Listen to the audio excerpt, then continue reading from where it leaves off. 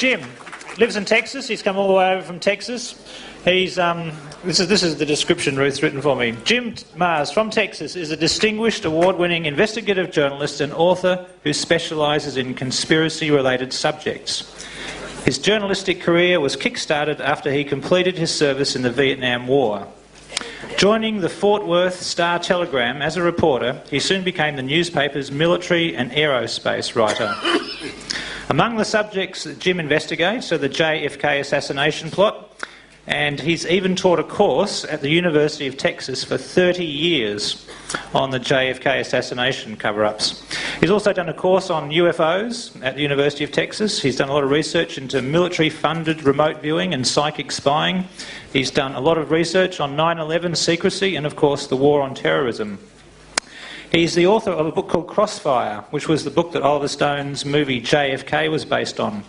He's written Rule by Secrecy and another one called The War on Freedom. He's written Inside Job, The Terror Conspiracy, and both of those are about the 9/11 cover-ups. He's also the author of Psy Spies and Above Top Secret. Jim has contributed several articles on these subjects to Nexus over the years, ranging from the war on terrorism to UFO sightings by US astronauts. Jim is a great raconteur, a fedora-wearing character, and a mine of information about inconvenient truths that the elite controllers would prefer never saw the light of day. This is his third appearance at a Nexus conference, second one in Australia. You appeared, I think, at our conference in Amsterdam a few years ago. And so please give him a big warm welcome back to Australia to our Nexus conference, Jim Mars. Thank you, Duncan. Thank you. Did he say I was extinguished? Okay, got a long way to go and a short time to get there, so I'll try to just move right into it. But first, I think I have to preface my remarks by letting you know that once again, I'm on the cutting edge. I seem always to be just a little bit ahead of the time. Sometimes I get a little ahead of myself. Back in the 60s, when it was considered impolite to even talk about the Kennedy assassination in public, I was saying, hey, it was a big conspiracy, okay? So I was the conspiracy theorist and the nut. In the early 70s, I was saying Richard Nixon is a crook, and he will not serve out his second term. And by the way, Vietnam is already lost. We're just going to lose there. We might as well just get out now and save lives. And of course, I was the conspiracy theorist and the nut and probably unpatriotic. It all proved to be true, of course. And it just comes right on up to 9/11, and we are now in the same situation with 9/11 that we were for 15 years after the JFK assassination, which is, at least in America, it's considered impolite to just even bring that up and talk about it, in decent company. But I'm here to tell you just flat out, with no fear of contradiction, that 9/11 was an inside job. Okay, it's just, and what makes it all the more horrendous is that we are now still engaged in bloody warfare in Iraq and in Afghanistan. And what's the precedent for that? 9/11. Well, if 9/11 was a fraud, then we're fighting these wars on fraudulent basis. It's just incredible. And of course, but you can't say that because, once again, I'm just the conspiracy theorist and the nut, and again, possibly unpatriotic. But we'll cover that a little bit more in detail. So I've always been just a little bit ahead of the game, and today I'm ahead of myself here in Australia because I'm going to tell you about my latest book, The $1 Trillion Conspiracy: How the New World Order, Man-Made Diseases, and Zombie Banks Are Destroying America. The good news is that this book was released for publication on June the 29th, all right, just 2-3 weeks ago. The further good news is, as of last Sunday, it had already reached number 16 on the New York Times bestseller list. All right. The bad news is that it is so recent that I was unable to get any copies down here to Australia. So, you can't get any. I am so sorry. But anyway, I'll give you a little preview, and then y'all can watch for it, because I'm very confident that within a few weeks or months or however long, you will be able to get the $1 Trillion Conspiracy down here. So, moving right along. There's the cover. And I'll tell you a quick little story. When they sent me the first rendition of the cover, it was exactly as you see here, except for the graphic. The graphic was a big picture of George Washington as he appears on the $1 U.S. bill. And I wrote him back immediately, and I said, you know, why are you laying this off on poor old George? George didn't have anything to do, you know, with what's going on right now. I said, if you want to really present a picture of what's going on, use the other side of the $1 bill where we have the Great Seal. Yeah, look, I think I can use this right up here, where we have the words Novus Ordo Seclorum, which when I was a kid they told us meant the new order of the ages. But Novos, of course, is new. Ordo means order. And seclorum comes from the root word Latin, that where we get the word secular, which means the material world. Okay, so you can translate it as new world order. And and then you can see the mysterious all-seeing eye of the pyramid, the 13 steps. This is very Masonic, and that's another thing too. I'm going to encourage all of you. I'm going to tell myself I wasn't really aware that I was supposed to make 2 talks here. So tomorrow, Duncan put down that I'm going to talk about 9/11, but I'm going to cover the high points of 9/11 pretty much today, and then maybe a little bit tomorrow. But tomorrow, I would encourage you all to come see my presentation, because I'm going to shift it a bit, and I'm going to show you a little presentation called Hidden History. And I'm going to go all the way back to Atlantis and bring it forward to Barack Obama and show you who's been doing what and why. Okay, so I encourage you to see that. The new book, The $1 Trillion Conspiracy, touches on the financial meltdown in the United States, and of course that has ripples all around the world. What caused this crash? Liar's loans, bad food and water, Codex Alimentarius. If you don't know about that, you better find out, because they are working very hard to take away your vitamins. If they get their way, working around, you know, making an end run through the United Nations and their Codex Alimentarius, you're going to find that you're going to have to go pay a doctor to get a prescription to get vitamin C. Biological weapons, and how that man-made diseases are now debilitating the entire human population, drugging the population, swine flu hoax. If you remember this time last year, we were all scared to death. The swine flu is going to get us, you know. Of course, I had already figured out the solution to swine flu. You know, you take an ointment. All right. I said I had a lot of them. I didn't say they were any good. Dumbed down education, and I'm sure this holds true in Australia as well as the United States. In fact, I will apologize in advance. Most of this talk, most of the things I'm talking about, were geared towards, of course, what's happening in America. But I feel very certain that, number one, you guys, and I tip my hat to every one of you, because just the sheer fact that you're here shows me that you've got an open mind, open ears, and that you want to learn, you want to know what's really going on. And I'm sure you can find something that's I'm talking about that's mostly pertaining to America, but that you can also and equally apply here in Australia. And while I'm on it, I just feel great to be back in Australia. I love Australia, and despite the winter weather, weather. I love it. In Texas right now, it's like 100 degrees Fahrenheit. All right, and so this is heavenly to me. I love it. Everybody I'm running, oh, I'm cold. You know, you're cold. You know, this isn't cold. This is great. I started to go swimming yesterday until my common sense got the better of me.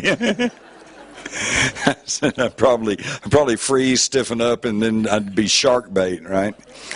But I appreciate being here. I appreciate seeing all of you, and thank you all for coming out. And you have my utmost respect and honor simply because that I know that each and every one of you in your own way are trying to find truth and trying to find out what's really going on.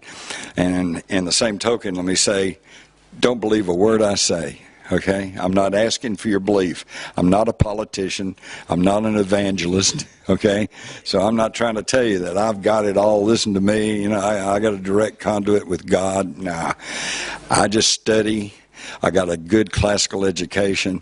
I'm not stupid. I'm well read. I got my eyes and ears open. I got lots of contacts. My wife says that I'm an information magnet. Because every day I get literally hundreds of emails from all around the world, from Europe, yes, even Australia, all the places, and they all send me these stories, you know. And it's stuff that normally I probably would miss, but here they all come. So I correlated all, try to figure out what does all this mean, try to connect the dots. And I'm here to tell you what I know and what I've learned, and you can take it or leave it, okay? Because I'm not a revolutionary. I'm not trying to tell anybody what to do. I'm trying to give you information and then try to encourage you to use that God-given computer you've got up here and figure out where the truth is, what's really going on, and then I would exhort you to act on it. Because, folks, the time has passed for us to just go, well, gee, that's interesting, and sit around and think about it, you know, because that's what we've done for the last 40, 50 years, and you can see where it's gotten us. Once you figure out what the truth is, once you figure out what needs to be done, then by golly, get out there and try to get something done about it, okay? So let's move right along. You've heard about the tea parties in the United States. You have not been told the truth. The tea parties are in every state. The solid tax-paying Americans are extremely upset with what's going on. And I think you're going to see a real shift come November and the off-presidential year elections. And yet the media, which is under total corporate control, tries to downplay this. And then also the party political system, Republicans, Democrats, they're both controlled by the same people, as you'll see.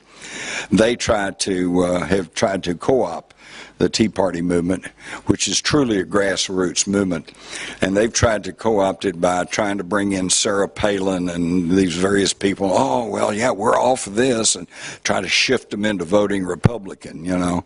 Well, you know, we just got through having 10 years of Republican, and all it did was get worse. So it's time in the United States to forget party politics, and I would submit to you that in Australia it's probably the same thing. Forget the party politics and start looking for the politicians who will look out for you, not for their party or not for their philosophy. Benjamin Franklin wrote, "The colonies would gladly have borne the little tax on tea and other matters had it not been that England took away from the colonies their money, which created unemployment and dissatisfaction." This is extremely important for you guys to understand. Money is the key to the whole thing. Money is the control mechanism. And as he said, I was taught in school, and you probably have been taught too when it comes to the American Revolution, oh, they fought it over that tax on tea. No way. They fought because their money was taken away. The colonies were issuing what was known as colonial script, and this was issued through the various colonies, and it was based on the available work, labor, and services, and they were prospering because the money was solid. It was backed by something, okay? And they did not have to pay interest on their money. Well, of course, this did not sit well with the financial powers of Europe, namely the Rothschilds. And Baron Rothschild, of course, controlled the Bank of England.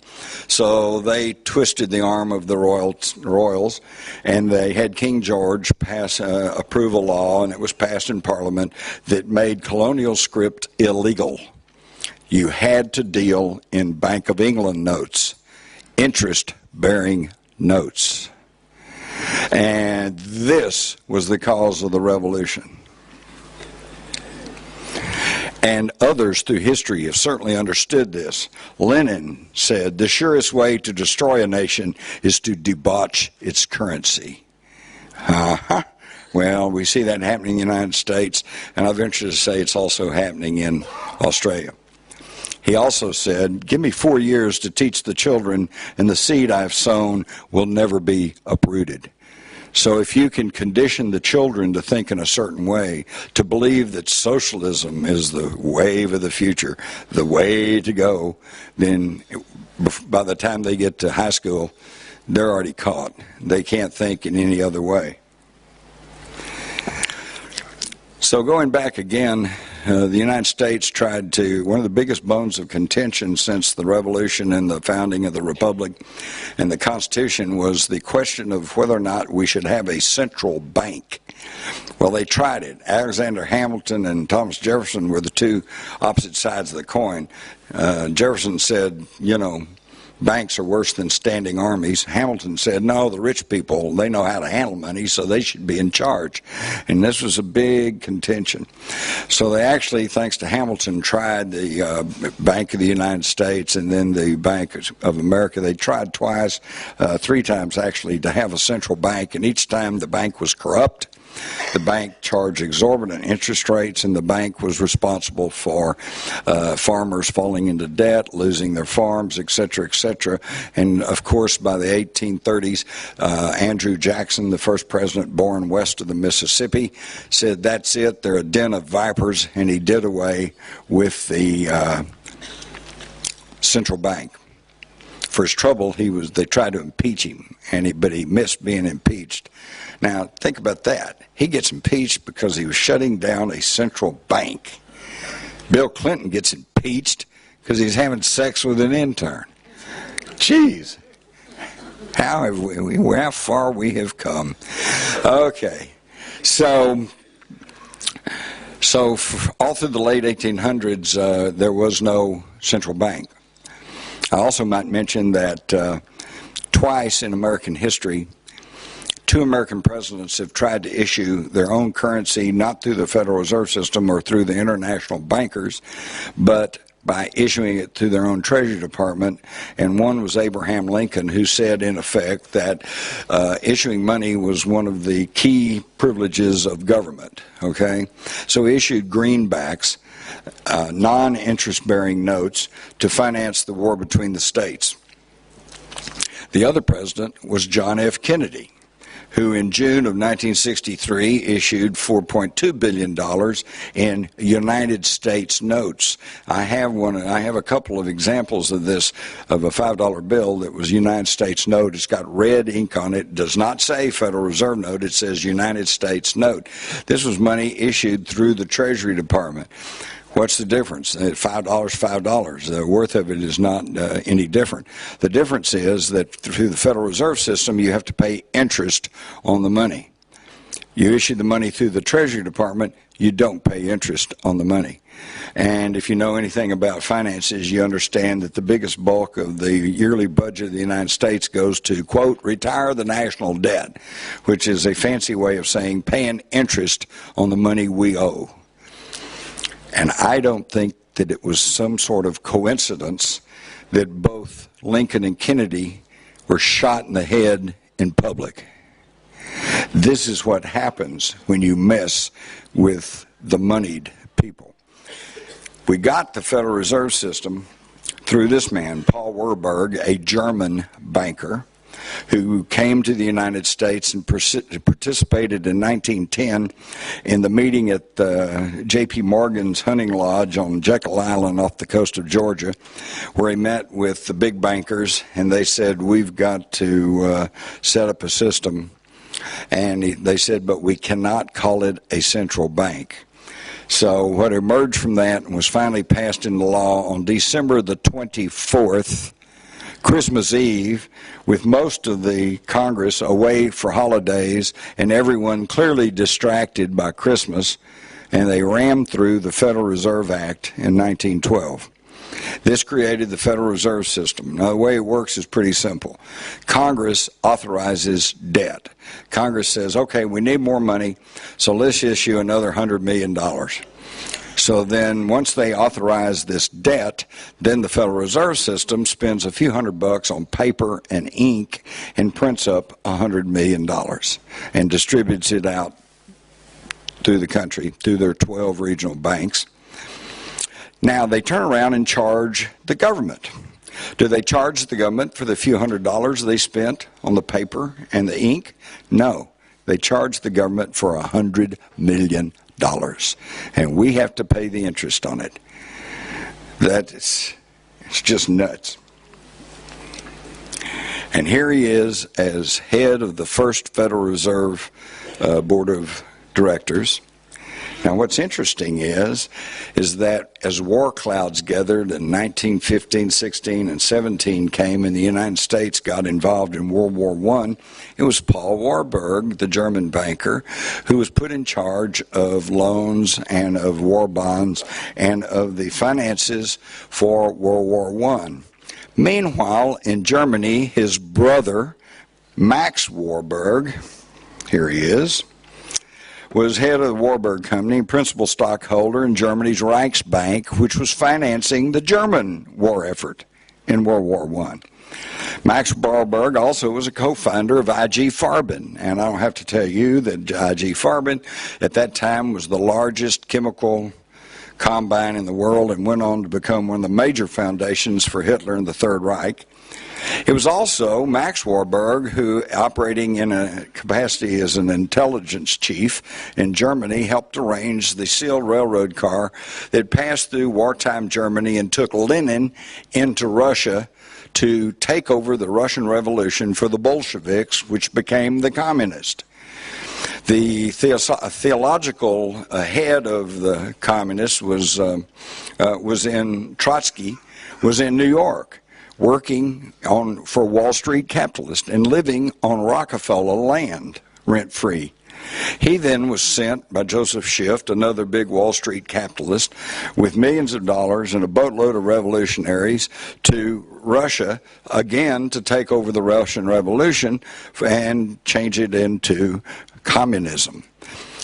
Interestingly enough, the boat was stopped in Halifax, Nova Scotia, and the Canadian authorities said, wait a minute, we know you, and we know that you've already publicly stated that you're going to Russia and you're going to take Russia out of the war, which is going to free up millions of German soldiers to come over to the Western Front and face our Canadian boys. We're not going to let you go, so they impounded the ship. Well, the American president, Woodrow Wilson, said, no, wait a minute, here's a passport. He's acting as an American under the protection of the American system, and Winston Churchill, who at this time was Lord of the Admiralty, said, no, that's all right, let him go. So what I'm telling you is these globalist financiers created communism in the East, in Russia. And I think the game plan was to create a socialist East pitted against the capitalist West for conflict that would result in maximum control and profit. It got sidetracked, as we'll see, but then it finally picked up after World War II, and this is what we came to know as the Cold War. But this was a little bit early, and so there they were. But what happened was, and here we see Lenin, he passed through Trotsky, okay, I've already told you this, and they were all financed from the West.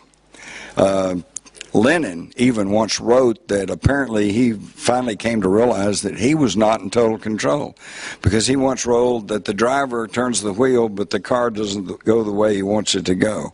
And I think he was trying to tell us that he was not in control. It's these financiers that are in control. And even in America back then, when we had a better education system and a truly free and unfettered media, I think people understood this. This is a editorial cartoon from 1911, and it shows George Perkins of the banker shaking hands with Karl Marx along with Andrew Carnegie and John D. Rockefeller and Teddy Roosevelt and all these other Wall Street people, see? So they understood what was going on. We don't, because we're never taught this. The 10 steps that became enshrined as the Communist Manifesto You can read them for yourself. This was the basis of socialism. Socialism is defined as the control over the production and distribution by the public, by the people. Well, of course, nobody ever gets up in modern times and says, I want to be dictator and I'm going to tell you what to do, because nobody vote for them, right? So it's always in the name of the people. Communism for the people. The Socialist People's Republic, okay? This was later picked up by the Nazis. This was almost identically their platform. It was all a form of socialism. What happened was Stalin took over after Lenin died, and they began to form. He became a total tyrant. They didn't have good control over him. They set up the Internationale, and the next thing you know, there were very strong communist parties in France and Italy and England, and yes, even in the United States. And the capitalists became fearful. Oh my God, they're going to take over the whole world, you know. International communism. Same thing that some of you older folks, we all lived through that. That was the big boogie bear. Okay, the communists are going to take over. Okay, and that's why we fought in Vietnam, you know, domino theory. If they take over Vietnam, the next thing you know, they'll be taking over the Philippines, then they'll take over Australia, and then they'll be on the west coast of the United States, okay? So that was the whole cause celebre during most of the 20th century, was to stop international communism, even though it had been started by the capitalists. And why would the capitalists start a system that was the avowed enemy of capitalism? Because if you start the whole thing and you fund it, then you control it. That's why they weren't afraid of it. But they got afraid of it when it threatened to go worldwide, because they didn't want one world communism, because then they couldn't control it and couldn't pit one country or economic bloc off against another. So they reached into the only country that was in a position to stop the military spread from Russia, which was Germany. And they found a German army intelligence agent named Adolf Hitler, who was reporting back to his captain, making a few extra bucks by being an intelligence operative for the German military. And he said, hey, I infiltrated this little party called the German Workers' Party. And I might digress a minute to point out to you, because I hear all the time, I'm just one person. What can I do? Well, let me tell you something. When Hitler went to the first meeting of the German Workers' Party that he attended, guess how many people were there? 9. 9 people. And he took over, and before long became head of the German Workers' Party, and from then on, you know what happened after that. So I don't want to hear this, I'm only one person, what can I do? Get 8 friends and start doing something, all right?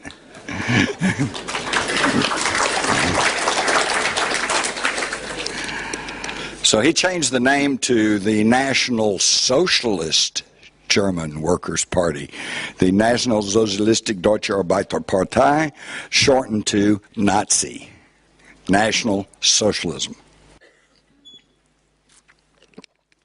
This was carried on, we'll see, during the Bush administration. Of course, they couldn't call it National Socialism. That had bad connotations. So they called it neoconservatism. The neocons. When you hear about the neocons, just understand we're talking about National Socialist. That's what we're talking about. And Hitler then was put into power, funded through the Bank of International Settlements by Dillon Reed, the National City Bank, which, by the way, in the 30s, the chairman of National City Bank was John J. McCloy. Okay, and they were the largest lenders of money to Nazi Germany. Union Banking Corporation was another American bank out of Chicago that was very instrumental in laundering Nazi money, providing funds to the Nazis, and guess who the director of Union Banking Corporation was that was in charge of that? Prescott Bush, the grandfather of George W. Bush and the father of George Herbert Walker Bush. And in fact, in late 1942, halfway through World War II for America, he was actually prosecuted by the federal government of the United States under the Trading with the Enemies Act, stripped of his holdings in Union Banking Corporation and the American Hamburg Steamship Line, which, by the way, he sat on the board of directors along with Max Warburg. All right, and this, the American Hamburg Steamship Line was the largest company that was bringing Nazi saboteurs, propaganda, and money into the United States. So he was stripped of his holdings and fined a few $1 million and basically slapped on the wrist. And but nothing much was said about that. Why was that? Because in the summer of 1942, Prescott Bush, who might have been an evil, money-changing Nazi financier, but he was not stupid. And he undoubtedly knew that they were looking into his business dealings. So what did he do? He was instrumental in founding the United Service Organization, the USO. And for some of you older folks who might still remember World War II, the USO was just beloved by all of the servicemen because that's where you went to get a little taste of home. That's where you went to meet girls who would serve you coffee. The USO club in Hollywood had the stars would come. I mean, it was a huge part of the civilian war effort. And just think about it. How could they possibly, in the middle of World War II, announce that the founder of the USO was actually a Nazi financier? You know, it would have been a propaganda disaster, so that's how Prescott Bush skated out from under all these charges. But so they had tremendous support in the United States. And here we can see the men in the companies behind Hitler. Of course, naturally you'd find I.G. Farben and Zeiss, Bosch, Daimler-Benz, Siemens, Krupp, Alliance AG, the giant insurance company, which is still the world's largest insurance company today. In fact, was part of the insurers of the World Trade Center. Okay. And their big claim to fame was that during World War II, they actually had insured the Nazi concentration camps against damage by the inmates who might want to tear down a fence or, you know, commit some dastardly deed. We also see that attorneys for the Nazi Schroeder Bank, another major principal funder from Hitler, was the New York law firm of Sullivan and Cromwell, and the lawyers that were representing the Nazis were John Foster Dulles and Allen Dulles, who went on to become head of the CIA. So once Marxist socialism threatened to go worldwide, they created National Socialism in Germany to try to put a stop to it. But they created another Frankenstein monster, because when Hitler took over Germany in early 1933, Germany was on its knees financially. The money was in hyperinflation. You all remember the stories. They had to have a whole wheelbarrow load of money just to buy a loaf of bread. Half the population was out of work. They were in dire straits. Within 2 years, by 1935, Germany was booming. Why? Because Hitler started public works projects like the Autobahn and building buildings and all like that.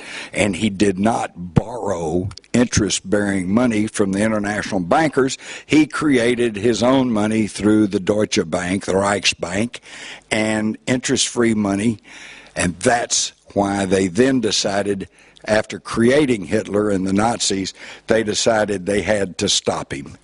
Winston Churchill laid it out when he said, "You must understand that this war is not against Hitler or National Socialism, but against the strength of the German people," meaning the economic strength of the German people, which must be smashed once and for all, regardless of whether it's in the hands of Hitler or a Jesuit priest.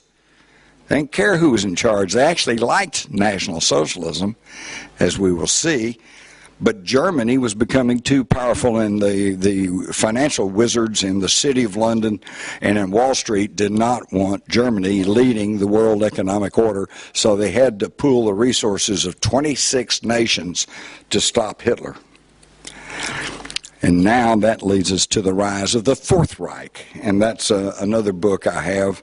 You might find that at your local bookstore. This is The Nazification of America, and it starts by debauching the money. You now have the Federal Reserve System, which is America's central bank. Early on, they said we must never refer to it as a central bank. And now, starting about 10, 15 years ago, all of a sudden in the news in the United States, they just said The central bank today announced raising interest rates, blah, blah, blah. And they just started referring to it as the central bank.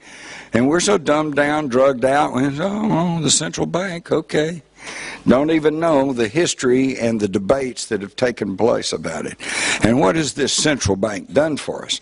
Ben Bernanke, chairman of the Fed's Board of Governors, was asked about the Great Depression of the 1930s, and he said, well, yeah, you're right, we did it. We're really sorry. We're going to try to do better. So they have admitted that they engineered the Great Depression of the 30s. In 2009, when he was asked before a congressional committee what happened to $500 billion in U.S. tax-backed credit swaps to foreign banks, he says, I don't know. Gee, I had it when I came in. And then pressed on it, he said, well, I really can't tell you, because that's privileged information. Because the Federal Reserve System is neither federal nor does it have any reserves. It is a privately operated operation. The 12 Federal Reserve banks are owned by private banks, which in turn are owned by private investors, many of whom are not Americans. This is the international scope of the money, and if you'll check on your own Australian dollars, you'll find that it's probably the same situation. And yet it's been the Federal Reserve that has done the credit swaps, bailouts, promoted stimulus money, trade deficits. They sent several $1 trillion over to foreign banks, and when the Congress said, well, wait a minute, who got the money? What are they using it for? This is our money, this is tax money. And what kind of collateral did we get in exchange? And Bernanke says, oh, well, I can't tell you that. Folks, that's insane. Don't let that happen in Australia. Track your money. Find out where your tax money's going. If it's going to help the little old pensioner down the road, that's great. But if it's going offshore and they won't tell you where it's going, you got a problem. Now, in April 2009, at the G20 conference, G20 being the 20 nations that have signed up for this economic regulatory entity, they all signed on for the Financial Stability Board. Look that one up. The Financial Stability Board is supposed to regulate and coordinate all of the world's and the various nations' economies to make them all kind of come into line and operate in a similar fashion. It used to be called the Financial Stability Committee, and it was a branch of the Bank for International Settlements. Yes, that's right, the old Nazi-dominated bank. So now the Nazis are getting control over the money supply. Remember what Lenin said? The way to destroy the nation is debauch the money. The Financial Stability Board now governs the Federal Reserve Board, the Securities and Exchange Commission, Commodities Trading Commission, and several others. And under the new health care plan just passed in America, which is the most god-awful thing I've ever heard about, not that I'm opposed to health care, I think everyone deserves to have some minimal health care, but there's other ways of doing things. Early on, Barack Obama campaigned on the idea of single payer, something similar to what Britain does or Canada, okay? And yet, soon as they started seriously talking about health care, first thing he did was saying single payer, that's off the table. We're not even going to talk about that. What a scumbag. Typical politician. You know how you can tell if a politician's lying to you?